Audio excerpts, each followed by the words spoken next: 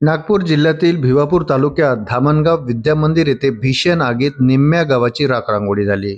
या आगीत शेतकऱ्यांच्या गोठ्याला बांधलेली जनावरे दगावली असून अनेकांची घरे जळाल्याने संसार उद्ध्वस्त झाले आहेत.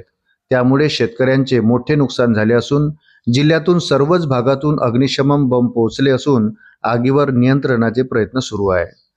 धामणगाव विद्यामंदिर या गावाला लागूनच शेती आहे. शेतीमध्ये एका व्यक्तीने पालापाचोळा जाळला. सायंकाळी आलेल्या सोसाट्याच्या वाऱ्याने जळालेला पालापाचोळा गावापर्यंत पोहोचला. उन्हाळा असल्याने अनेकांनी घरासमोर लाकडे जमा केली होती. त्यामुळे आगीने वेग घेतला. बघता बघता निम्म्या गावातील मातीची व कवेलू घरांना आगीने कवेत घेतले.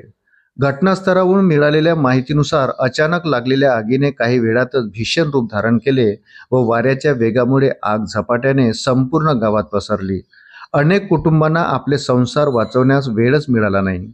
घरातील धान्य, कपडे व इतर जीवनावश्यक साहित्याची जळून राखरांगोळी झाली. या आगीत गायी, बैल, शेळ्या आदी जनावरेही मोठ्या प्रमाणात मृत्युमुखी पडल्याचे सांगितले जात आहे.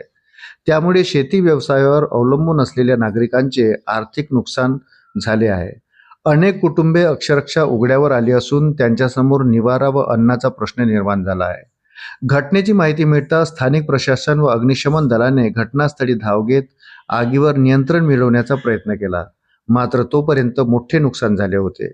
ग्रामस्थांनीही स्वतःच्या परीने आग विझवण्याचा प्रयत्न केला. दरम्यान या घटनेमुळे संपूर्ण गाव हादरले असून तातडीने पंचनामा करून बाधित कुटुंबांना आर्थिक मदत देण्याची मागणी केली जात आहे. अशाच नवनवीन अपडेटसाठी व्हिडिओला लाईक आणि चॅनलला सबस्क्राईब जरूर करा. धन्यवाद.